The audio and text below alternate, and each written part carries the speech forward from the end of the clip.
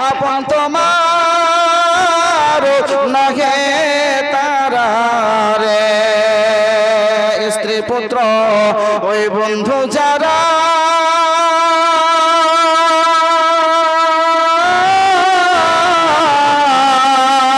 আপন তোমার নাহে তারা রে বুঝবে তুমি বিপদ কালে বুঝবে তুমি বিপদ কালে বুঝবে তুমি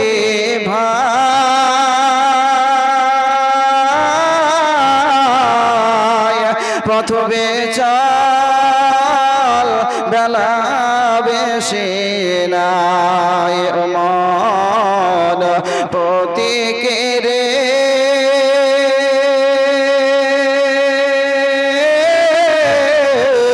প্রথমে চল বেলা বেশি না মায়াবিনের ফাঁদ পাতিয়ে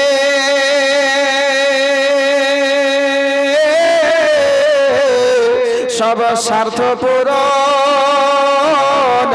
করে নিয়ে রে মায়াবিনের ও গো ফাঁদ পাতিয়ে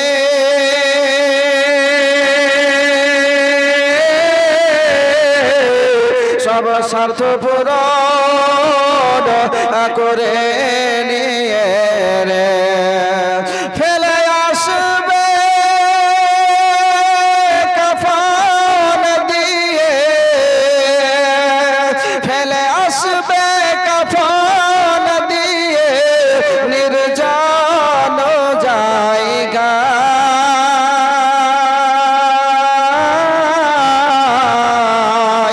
প্রথমে চল বেলা বেশি নাই ও মন প্রতীকেরে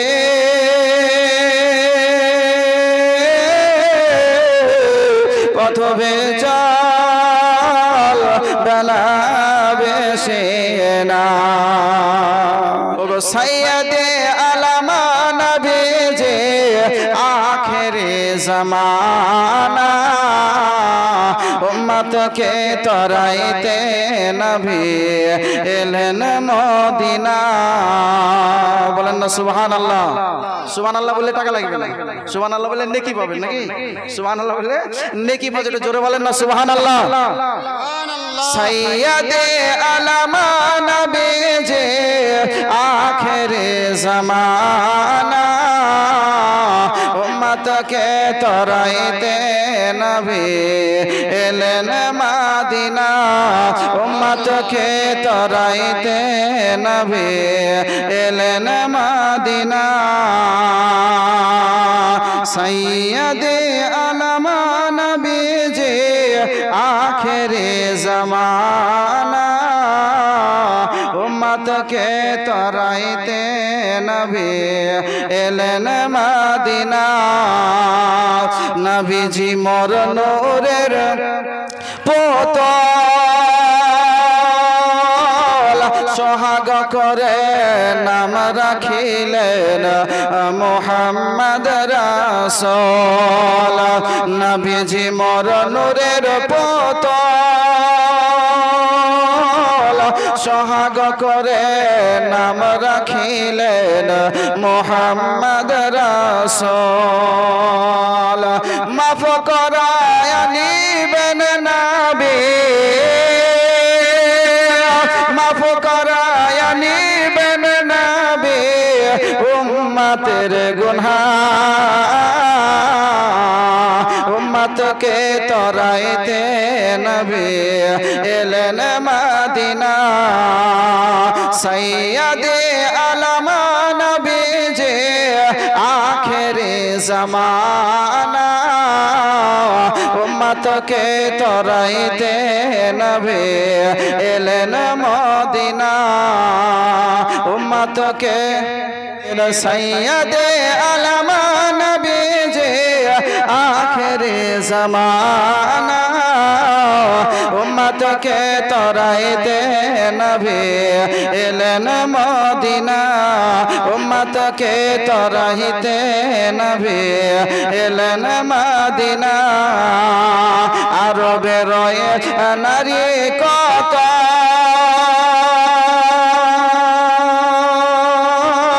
রয়ে তারা আশা করে হইল গত ধন্য গোলাল যাকে ধন্য গোলাল যাকে আম্মায়ামিনা উম্মতকে তরাইতে নবী এলেন মদিনা ওরে ওয়াহাবি নাদান নবীজিকে বলিস তোরা বড় ভাইয়ের সমান নবীজির পাক জুতার সমান নবীজির পাক জুতার সমান হতে পারবি না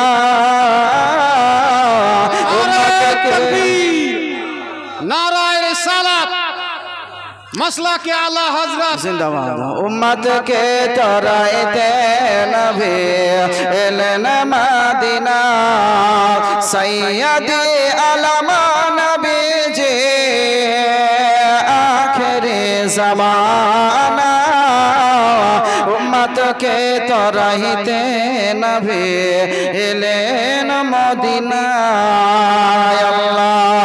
নবী মহানবী সাল্লাল্লাহু আলাইহি সাল্লামের নওয়াজ ইমাম আলী মাকাম ইমাম হুসাইন রাদিয়াল্লাহু তাআলা আনহু ওই শিশু আলী আসগারের কবরের পাশে আপনার দাঁড়িয়ে দাঁড়িয়ে যখন আপনার লক্ষ্য করছেন মদিনার দিক থেকে একজন ব্যক্তি হাজী সাহেব ছুটে যেন আপনার চলে আসতেছে ইমাম হুসাইন রাদিয়াল্লাহু তাআলা তিনি আপনার ইন্তজার করছেন অপেক্ষা করছেন ওই হাজী সাহেব যখন টুকটুক করে আপনার আস্তে আস্তে ইমাম আলী মাকাম ইমাম হুসাইন রাদিয়াল্লাহু তাআলা আনহুর নিকটে আপনার এসেছেন আসার পরে সালাম দিয়েছেন ইমাম হুসাইন রাদিয়াল্লাহু তাআলা আনহুর চোখ দিয়ে টস টস করে আপনার জল বয়ে যায় ওই ব্যক্তি আপনার বলতেছে ইমাম আলী মাকাম ইমাম হুসাইন রাদিয়াল্লাহু তাআলা আনহুকে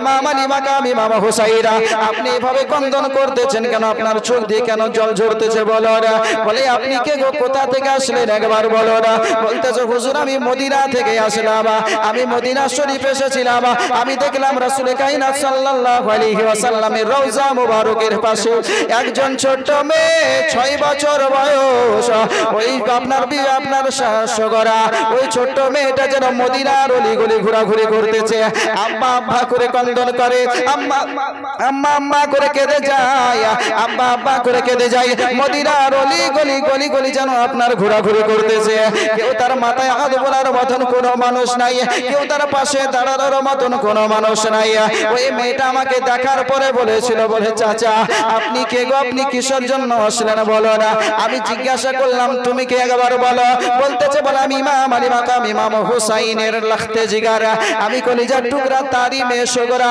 বলতেছে কি ব্যাপারটা কি একবার খুলে বলো বলতেছে বলে চাচা জান আজকে 6 মাস হয়ে গেল আমার আব্বা জান আমাকে ছেড়ে চলে গিয়েছে আমার আব্বা জান চলে গিয়েছে আমার ভাই চলে গিয়েছে মা চলে গিয়েছে আমি অসুস্থ ছিলাম রেখে গিয়েছে আমার আব্বা বলেছিল বলে বেটি সগরা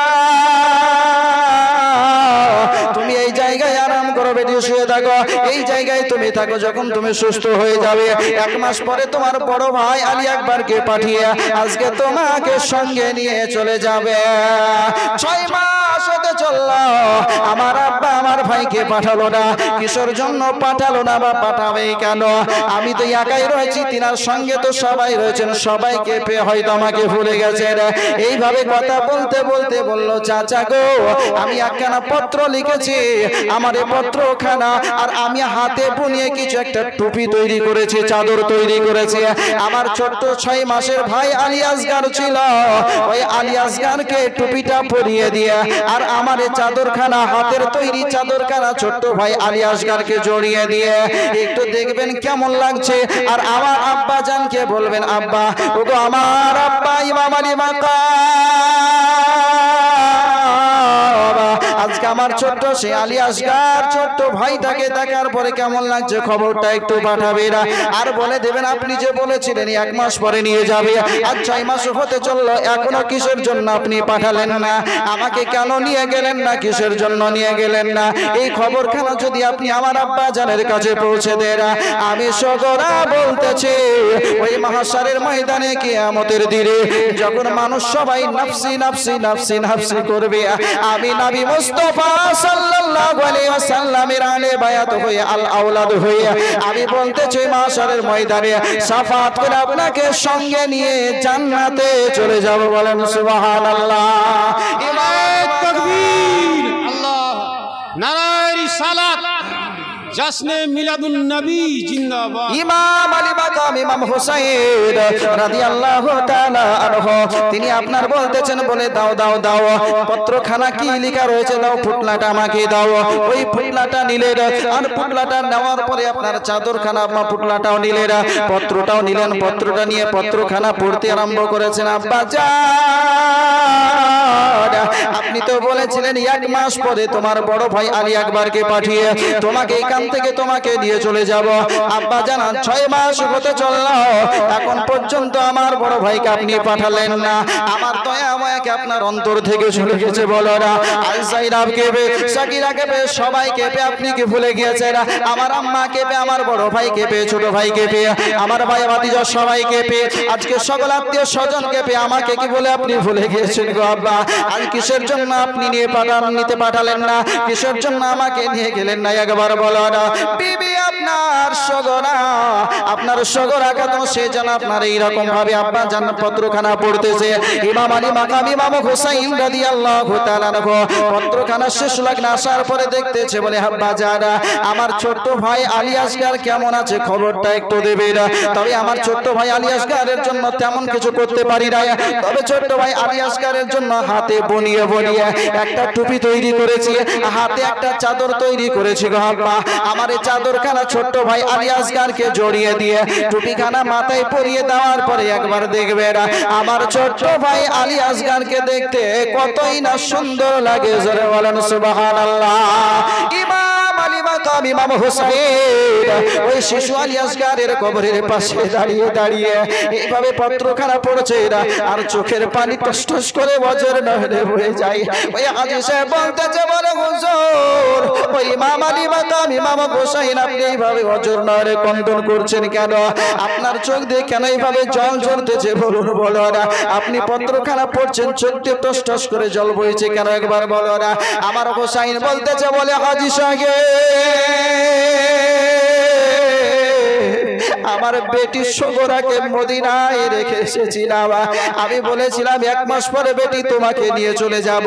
আজ কয়েক মাস হয়ে গেল, আমার বেটি কানা হলো না। আমার বেটি যে পত্রখানা লিখেছে, আমার বেটি যে পুটলাতে যে জিনিসগুলো পাঠিয়েছে, সবে মাত্র আমার শেষ ছোট্ট সন্তান আলী আসগারকে কবরস্থ করে দিলাম।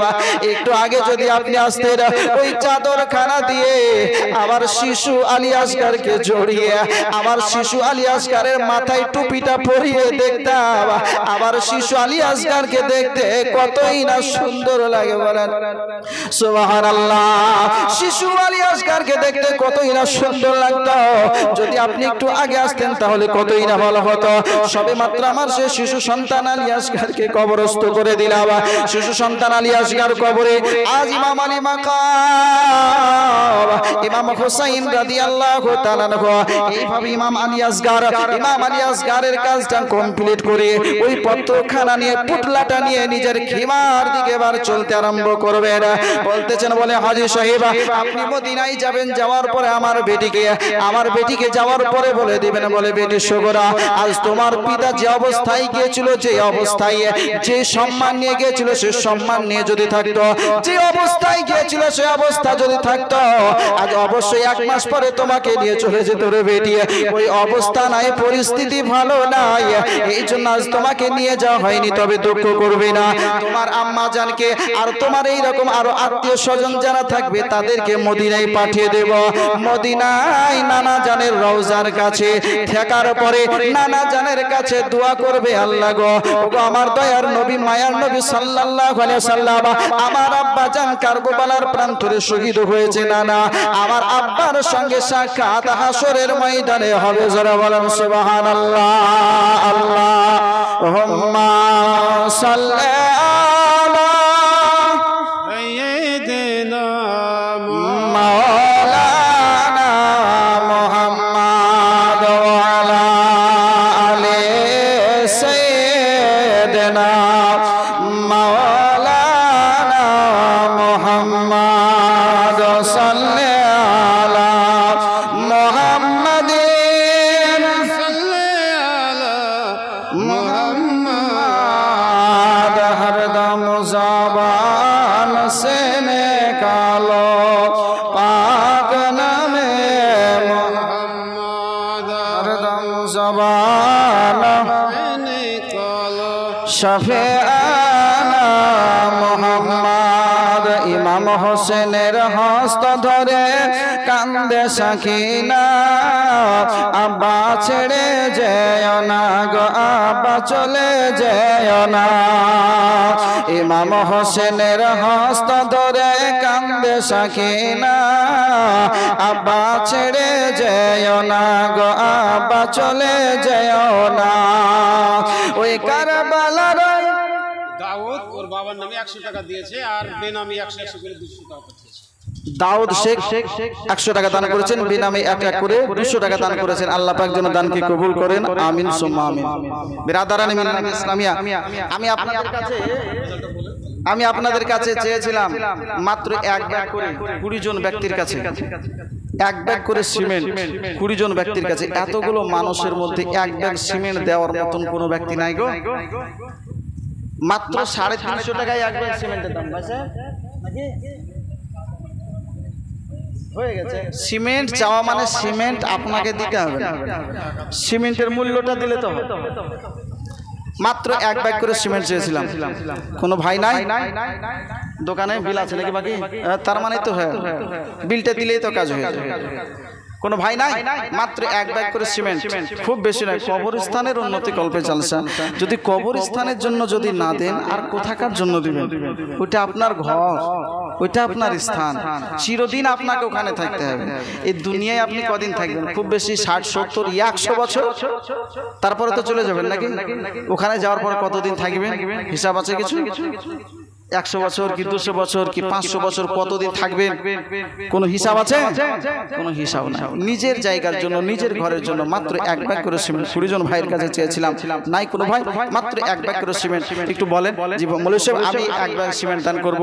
কোন একজন ভাই একটু হাত তুলে বলে যে হ্যাঁ মৌলভী সাহেব আমি 1 ব্যাগ। এই দেন ভাই সাহেব, এই নামটা নাকি নাই মৌলভী সাহেব, এই দেন, এই চাচা নাম আফজাল হোসেন 1 ব্যাগ সিমেন্ট। নারে তাকবীর, নারে রিসালাত। জনাব আফজাল হোসেন সাহেব 1 ব্যাগ সিমেন্টের দাতা বলেন জিন্দাবাদ।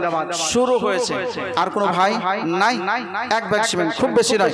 20 জন ভাইয়ের কাছে চেয়েছিলাম, মাত্র 1 ব্যাগ করে সিমেন্ট, খুব বেশি টাকা লাগবে না। আপনি যদি কাজ করেন একদিনে, আপনি মজুরি খুব কম হলে নাহলে 500 টাকা আপনি পাবেন, খুব কম হলে 500 টাকা আপনি পাবেন। 1 ব্যাগ সিমেন্টের মূল্য, 1 ব্যাগ সিমেন্ট। একটু নামটা লিখে যান বাবজি আমার ভাইরা। ইমাম হোসেনের হস্ত ধরে কান্দে সাকিনা, আব্বা ছেড়ে যেও না গো, আব্বা চলে যেও না। ওই কারবালার ওই ময়দান হতে কেউ ফিরে এলো না, আব্বা ছেড়ে যেও না গো, আব্বা চলে যেও না। মদিনাতে সদরা কান্দে তোমার লাগিয়া, জয়নাল আবেদিন কাঁদতেছে দেখো না চাহিয়া। কেমন করে সইব বলো ও গো, কেমন করে সইব বলো এত যন্ত্রণা। আব্বা ছেড়ে যেও না গো, আব্বা চলে যেও না। ইমাম হোসেনের হস্ত ধরে কান্দে সাকিনা আব্বা ছেড়ে যেও না গো আব্বা চলে যেও না দুধের শিশু আলী আসগার পানির লাগিয়া ব্যাকুল হয়ে কাঁদেন তিনি কাতর হইয়া জালে মেরা করলো শহীদ জালে মেরা করলো শহীদ পানি দিল না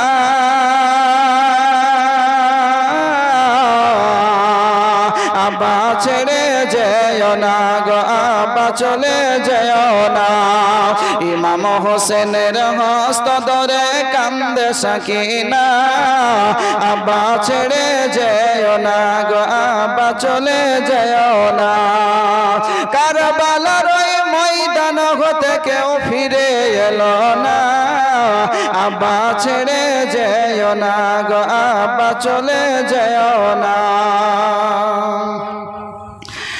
জয়নাল ইমাম কাশেম গেল কারবালা ময়দানে